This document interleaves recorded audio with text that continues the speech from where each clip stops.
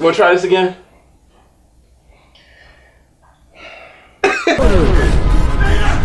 Houston, we have a problem. Yes!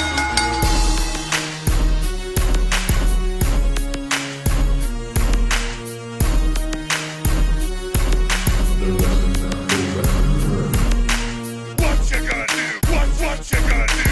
What you gonna do? What you gonna do? What you gonna do? What you gonna do? What you gonna do? What you gonna do? Oh, yeah.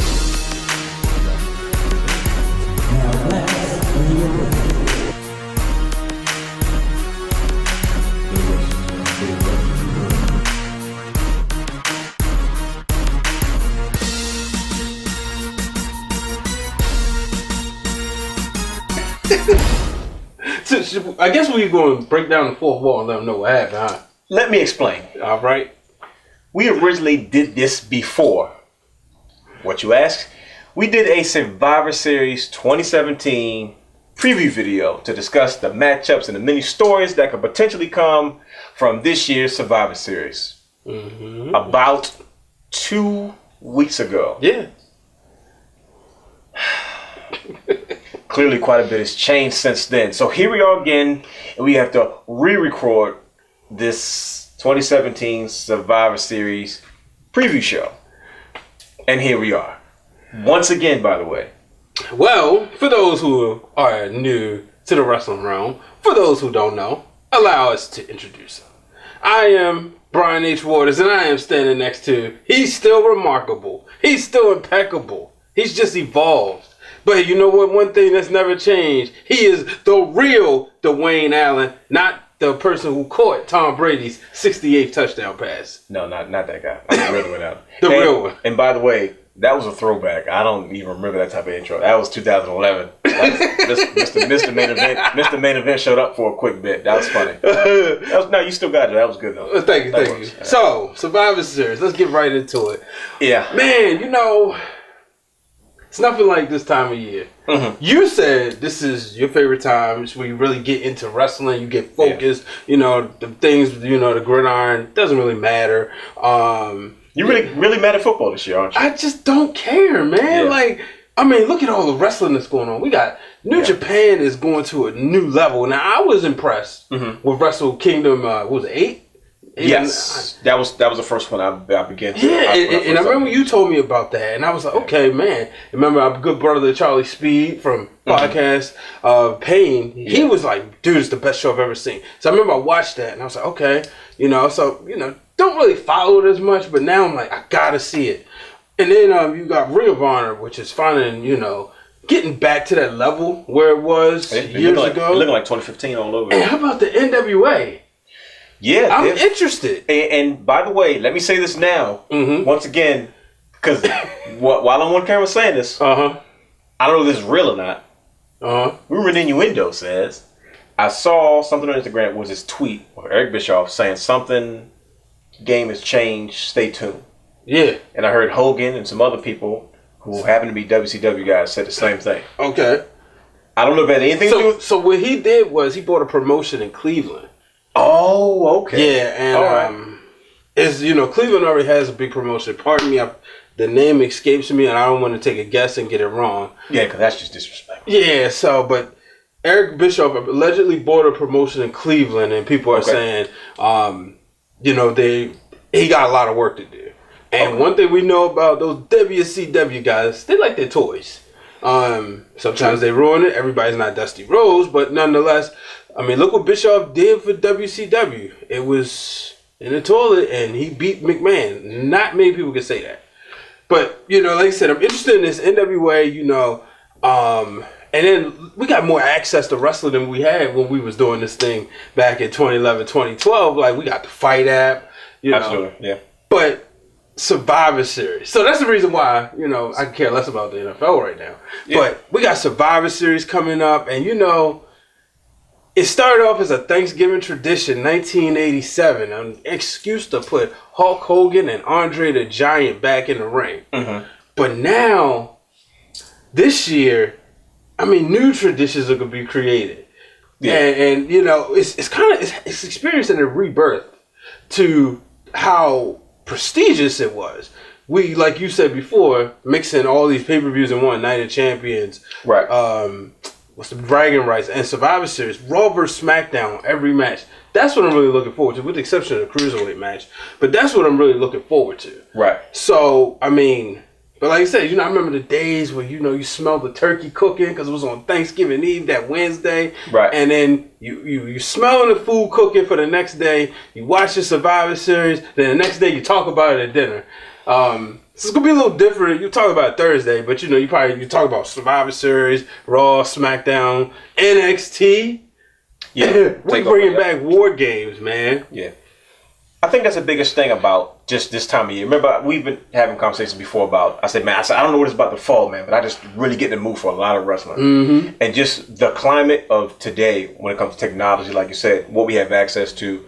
To me, I think I consider it sort of almost like new life to the independent circuit. Okay. A lot of people are taking more pride in their independence now because I think it's local deals. It's almost taking a form of territory days where these guys, some of these promotions are on television. They got sponsorships, stuff like that. Yep. But with Survivor Series, to me, it was one of the big, the original Big Four pay-per-views, of course. But that was the one that sort of got lost in the shuffle the most over time. Yeah. As the product developed, as superstars changed, as fans changed, and how we watch wrestling so much. So when that one years ago, it almost got to a point where Survivor Series was just the name of a pay-per-view. Yeah. And eventually, it seemed like every year they began to develop more and more tradition around the originals. But like I said, to me, this year it seems like they just really have taken a number of different concepts and they're really trying to make this weekend like the almost the fall form of something major. Not maybe on the levels of WrestleMania or SummerSlam, but to at least have this is our fall classic, which right now I think is a perfect time, and just especially in today's age with everything going on in the NFL and. I mean, when you think about it, 4 seasons, right? Yeah, absolutely. Winter was the Royal Rumble. Spring was WrestleMania. Right. SummerSlam was during the summer, and fall was Survivor Series. I mean, it only makes sense. And that's all you had back in the day for our young listeners out and viewers. That's all you had. You only had those 4 pay-per-views, so you had these stories develop. So where you had, like I said, the first time Hogan and Andre wrestled.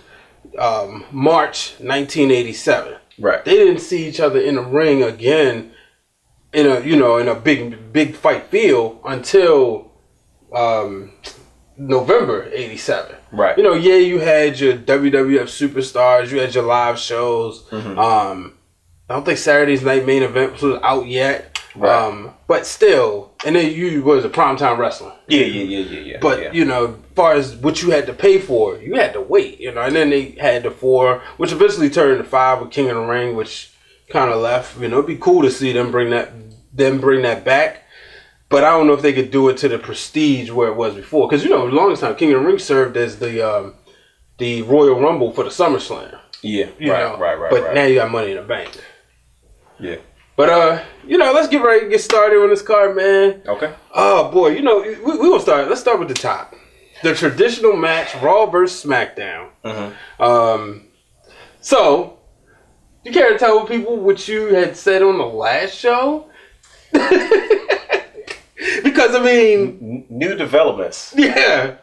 Triple H has been announced as the 5th and final member of Team Raw. Wait, but we thought it was Jason Jordan. It was Jason Jordan originally. In the previous recording that we did, we had a situation where it was already some potential changes going on. We were talking about the AJ and Jinder match specifically. We weren't sure how that was going to play out. And at the time, we didn't know who the 5th member was when we did the original special. And we were trying... Did we know? No. Okay, that's why. Yeah, we didn't because we were trying to figure out who's going to be the last. We found out last Monday. Last Monday we found out. And I remember when I told you was like, why is he even in the match? Yeah, right. So, exactly. So... we were talking about the 5th and final member, and the scenario I literally said, and hopefully I can insert this footage right here.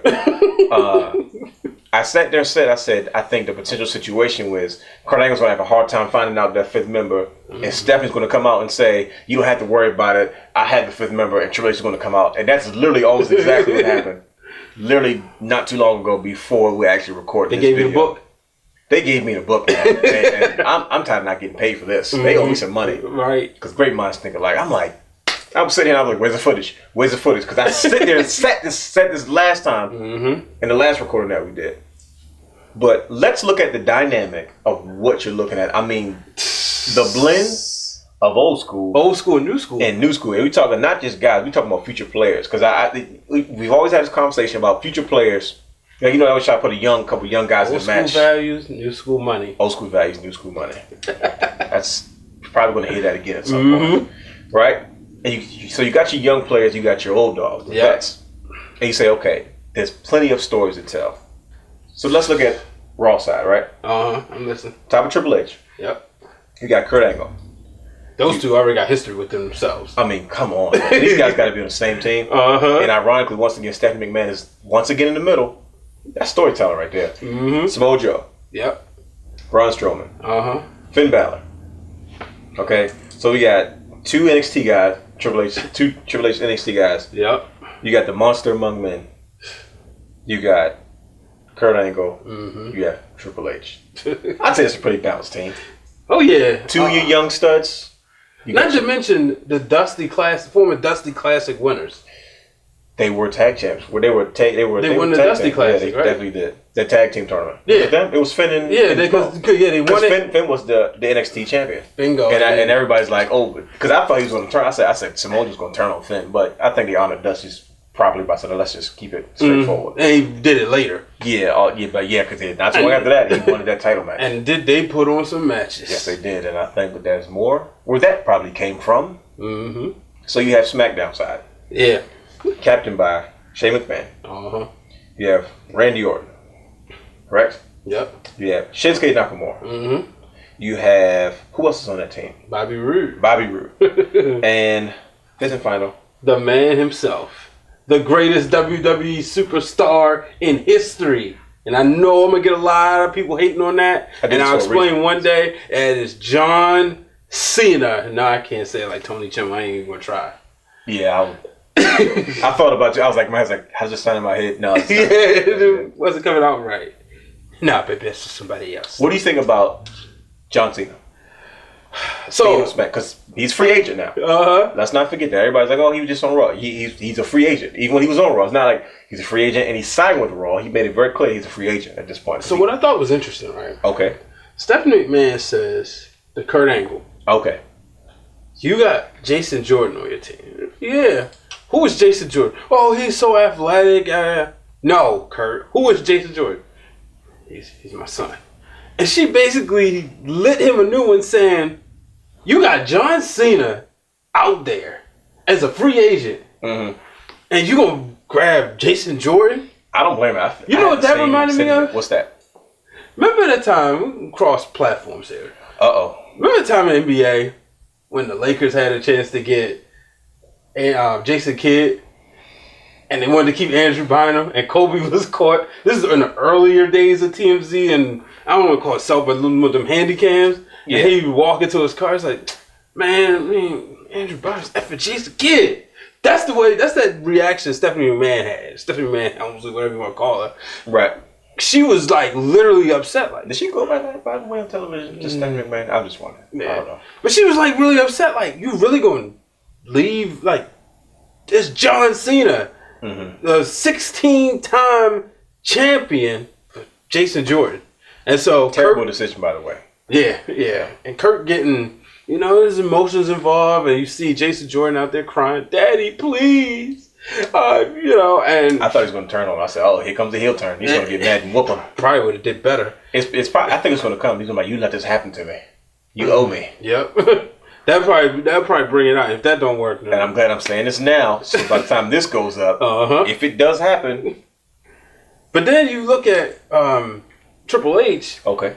And look, who's been killing it, by the way? We 17. What is it? 17? 20 years. 20 years ago. The Montreal Screwjob. You can't help but think. How many years? I thought it was 20. Yeah, it's 20. I said 17 at first, but we're in 2017. Right. You can't help but think about Triple H and all the rumor and innuendo from what we heard him say, and they even put it on if you go back to WWE 13, they put it on the game. If he doesn't want to do business, we'll do business for him. And that's how they screwed Brett, They screwed Brett. Make sure you understand that. You think I don't? I didn't know if I was going to get a Brett screw Brett comment out of there. No, heck not. What? you will not talk about one half my favorite WWE professional wrestling superstar of all time. Cool. But so when you see Triple H come out there and do that, it's instant flashbacks. Like I said, it doesn't help that I've been listening to a lot of commentary about the Montreal Screwjob lately anyway. It's been a hot topic. I mean, it's 20 years since it happened. Yeah, but that's what I'm like, man, this is so Triple H. It made sense. And like you said, Stephanie, she already, in the beginning of the show, she said she wanted the head of her brother. Yeah.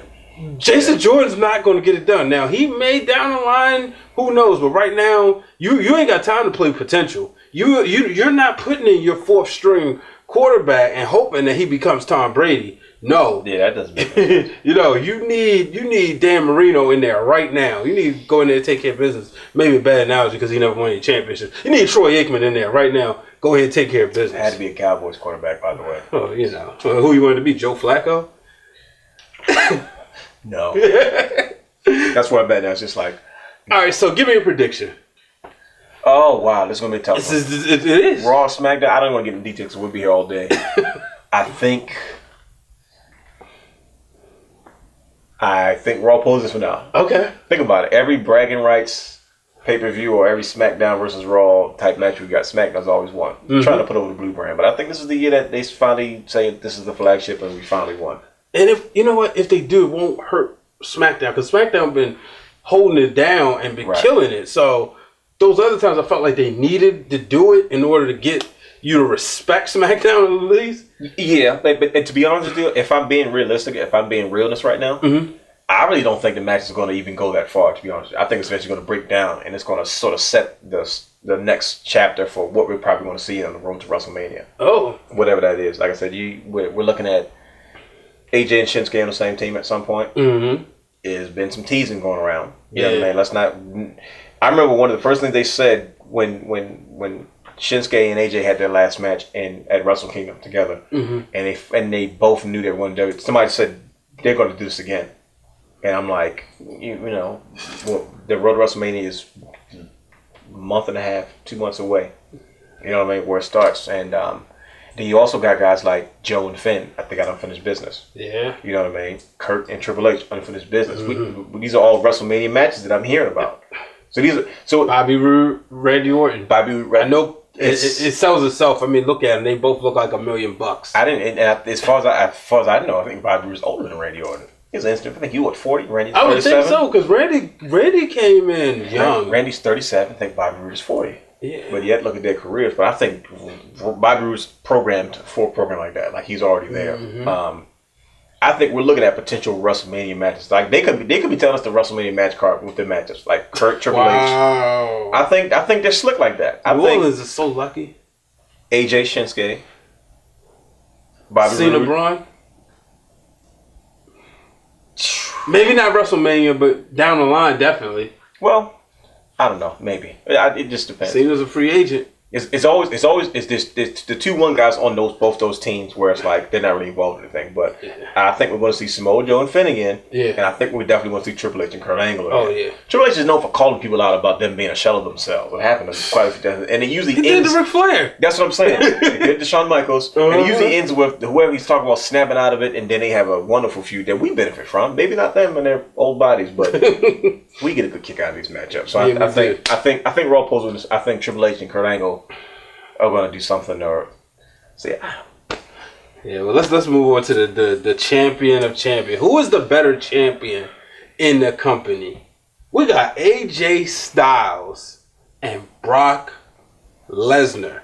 Quite an intriguing matchup, I must say. I think it goes Brock Lesnar, no contest, or Brock Lesnar, no contest, or Brock wins, AJ gets over. So like a Bret Hart, Davey Boy Smith thing. Mm-hmm. Yeah, man. I think, I think this match will solidify AJ Styles in the main event for WrestleMania. Well, let's see. When the last time? I can't remember the last time Brock squashed somebody. Because if you go back to that match with Dean Ambrose, which Brock didn't really feel like doing anything. He wasn't really motivated. Yeah, that was obvious. He made that very clear. Yeah, Dean still was able to get his stuff in. But his stuff wasn't that great in the first place. And Brock was like, this is not my type of match. Exactly, right? It's over with. I don't think you get that with AJ Styles. I think there's a high level of respect. You know, both are the two former IWGP heavyweight champions. So I think you get that type of that. Hey, we both went through the grind of New Japan, and that's why I think you were an incredible match. And not to mention the way Paul Heyman put him over. You know, because I mean he buried, and I don't like using that term unless it's a must. Yeah, that's IWC word right there, buddy. Yeah, but he obliterated Jinder Mahal. Like, you had no business being in a ring. Yeah. You know, it was ugly, and I was like, man. They were direct contrasts from each other. Yeah, and no offense to Jinder, I mean, because I don't think he's going to play. He's getting ready to have the biggest match of his career. He's about to have serious payday. And the biggest match in the history of India when he takes on Triple H. Right, yeah. But when you look at this matchup, I think you do get... I think they're going with the David versus Goliath story. Mm-hmm. So part of me wants to believe that maybe AJ might do it. So what happens if he does? I don't mean to drag it out, but I can't help. It wouldn't be me if I didn't go a step further like we usually do. As we take our superior wrestling intellect a little bit further, I think what happens is we see AJ Styles go into another echelon of a WWE superstar. As far as the history. Is he not already there? Oh, he is. But I think now... This is the one that... I'm ready to put him above Punk. I think he's been above Punk to me. Yeah, but you know, I give Punk some credit. And you know I'm not the biggest CM Punk guy. But I give him some credit for the title reign. That meant nothing. You know, and not this, you know, he held it down between 2011, 2012, 2013. It was must-see TV. CM Punk was a people's champion to me. Mm-hmm. And that, like, whether he had the belt or not, I still consider him, like, in the figurative champion. Okay. To me, him and AJ Styles are on different levels. Okay. I don't see CM Punk nowhere near AJ Styles. Is it a match that we'd all like to see? But to me, every major Punk match that he had didn't really deliver. See, now you just went there. See, I was trying not to be biased because of who I like more. It was one opponent. It was one opponent, and it was John Cena. If it wasn't John Cena, what do you really remember about his major run? So now you're telling me it's okay to go with my feelings in this one and say AJ Styles over Punk. Anyway. You don't even have to go with your feelings. let's go to the tape. Mm-hmm. Look at the fan reaction. Like, you know, it's like we've been there. We've seen AJ live a couple times. Mm-hmm. And just the reaction in small arenas. I can't imagine being in these big places. You know what I mean? To me, you bring up a good point because when you think about it, Punk only got those type of reactions. I know people would be mad. It was when they was in Chicago. Let's be real. Punk only got over because he threw a fit. Like, he went into this whole working man shtick, which he was absolutely right about. Mm-hmm. And he absolutely paved the way for every other independent superstar that came into WWE and became a huge star. He's definitely the godfather. I would give him that because he was the beginning. Sometimes the beginning isn't the best. Prime example. And like I said, I don't mean to keep going here, but superior wrestling intellect, right? Mm-hmm. Bruno Sammartino set the tone for... I guess in the 70s for what a modern day superstar will be in professional wrestling, right? Right. And he was probably one of the longest tenured champions of all time. And he's that Northern Territory. And as of right now, it's with the Worldwide Wrestling Federation, the World Wrestling Federation, and the time he was in there. But if you look at the timeline, you always see that wrestling, maybe aficionados or you know, people who think heavily about this stuff, they'll tell you Bruno's the greatest of all time. They even tell you some situations he's the greatest WWE superstar of all time. Mm-hmm. But then here comes Hulk Hogan. Yeah, he goes. You see what I'm saying? Yeah, it's like, okay, he may not have the same reign as a guy like Bruno because Bruno sort of set the tone for what it was, what you expected, and then here comes a guy that comes and shatters it. Yeah. You know what I mean? And takes it to a completely different level. And that's what I always say about AJ Styles, because he's not, like, he didn't become a megastar in the WWE. Yeah. He became a megastar, I remember megastar in wrestling elsewhere. And there's only been, in my opinion, one other person to be able to do that, come to the WWE and go even further and still stand above that. Even if when this guy left, he was still up here as much as they tried to knock him down. And that's the Nature Boy Ric Flair. You know, because you wasn't in 92, you wouldn't dare, or to say 91, you wouldn't dare bring Flair and put him in the mid card. No, he was too big for that. Yeah, you know, Ric Flair. Yeah, and that's what it was with AJ Styles. When he showed up at the Rumble that night, Woo! AJ Styles came in, and to me, he's taken off, and he's never taken a step back. Nope. So yeah. So what does that do for Brock Lesnar? What does that do for the Beast? Where do you go from that? Where do you? I mean, here's the best part about a Brock Lesnar loss, but he's only lost to like legitimate people. Mm-hmm. Brock Lesnar was a monster. That can get old really quickly, beating everybody all the time. Yeah. But then there was a shift when Brock Lesnar got squashed by Goldberg, because now all of a sudden they said the monster has blood. You know what I mean? Yeah. They're like, oh, so he is human. Uh-huh. And now you see guys like Samoa Joe that can take it to Brock Lesnar, and Brock Lesnar's in these matches looking like, man, this whoever I'm wrestling again, he's on this Ric Flair stuff. They might have an opportunity to win. So now everybody's not afraid anymore of the Beast like they used to be. Yep. They're like, let me be the one to slay this Beast.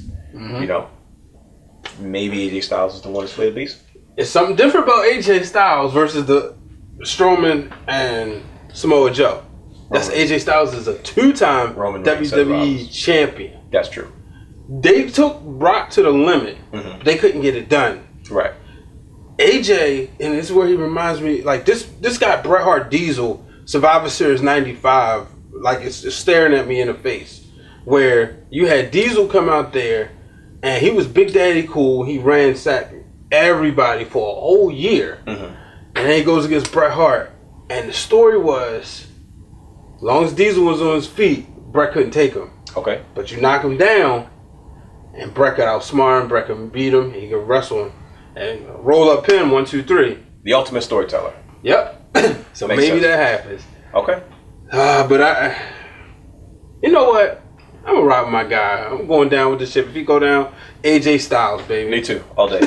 I'll take it. Yeah, I'm riding. Yeah. But yeah, let's go into the women's, man. Okay. Because let's go to the Survivor Series matchup. Okay. On Raw, we have Alicia Fox, the captain, who, in a match like this, maybe that's who you want as your captain. Because she's crazy, and she'll go make sure, and you don't call her crazy, but she'll make sure, she got to do what she got to do. Right, she'll take it to the limits. You got Asuka. Okay. Sasha Banks. Bayley, and I'm missing one. Nia Jax. Don't forget about Nia Jax. And then on the other hand, you have Becky Lynch, Charlotte Flair, providing she doesn't beat Natalya, Naomi, Tamina with Lana, and it's another woman I'm missing, Carmella. Yes, indeed.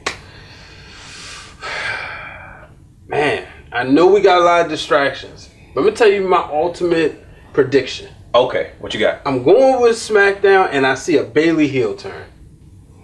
This reminds me of Survivor Series 1993 when Owen turned on Bret. How? Set him up for a major heel run. So okay, yeah. And the reason I see is because Bayley's always smiling. She's always giving her hugs. So are you telling me the thing that made her Bayley, the thing that got her over, the thing that made her a superstar, with the exception of her exceptional wrestling skills, it's over now? Because that's pretty much what you're saying. It's kind of like with John Cena. You know, it's like, listen, you're probably losing a lot by taking this away from somebody. Right. The thing that made her, you're saying that comes to an end at Survivor Series. I think so. She's just listening to her talk to Stone Cold Steve Austin on his podcast. She said, she realized like she got to do something new. But how long ago was that? I mean, it was a while ago before she got hurt. Okay. And the thing is, when I'm looking at it is, okay, she's saying that. She said maybe she even considered like just letting her hair down or something. Because we're getting Sasha and Bayley soon. It's easy to predict Sasha's going to go heel, but we've seen that before. I think it works better, but maybe there's like, let's try something new. Let's take everybody on a different path. Now, if I'm wrong, by all means. Right. But maybe, I'm just saying like maybe the ultimate swerve and them going to heel Bayley. And as Bayley turns heel, she the one, gets upset at Sasha, maybe, and maybe, or even if they lose, even if they win, and she's the one, but that's too much, just like the 93 Survivor Series. But yeah, I just see Bayley and like this setting up, how we talked about those matches in between? Right. This setting up the match between Bayley and Sasha. That's fair, I like it. Because they don't need the belt, clearly, and Alexa Bliss is a phenomenal champion, no pun intended. So That's what I see, but I do see SmackDown winning this one. I think so too. Mm-hmm. Yeah, I'm gonna have to go with. I think I think Charlotte Flair probably ends up winning the match for them.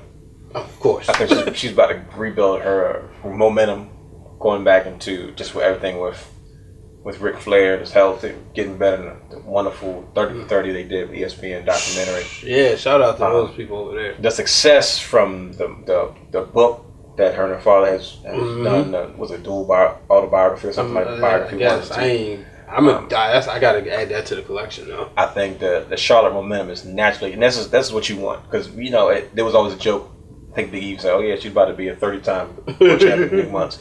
So it's kind of like, okay, so how do you switch it up? There's been a brand change and add time of weight, so it's naturally got to the point where she's naturally gonna get over again. Yeah. And I think with SmackDown probably having the most momentum going into Survivor Series, pending a Raw invasion of SmackDown, I think putting the belt on Charlotte, and of course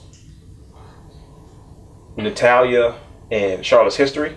If that leads to a title match at some point, I feel like Charlotte will probably get the win. Yeah. And in spite of Natalya at some point, maybe Natalya may be offended and we get an NXT championship match all over again. Maybe not for the championship, but the one who made Charlotte. Well, and they had their match a couple months ago on pay-per-view. It wasn't the same.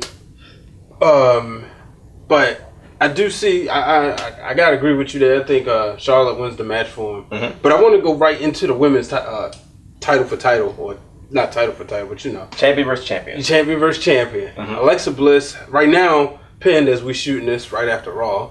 Alexa Bliss versus Natalya. Alexa Bliss says she doesn't care who she faces, and she says she may show up on SmackDown.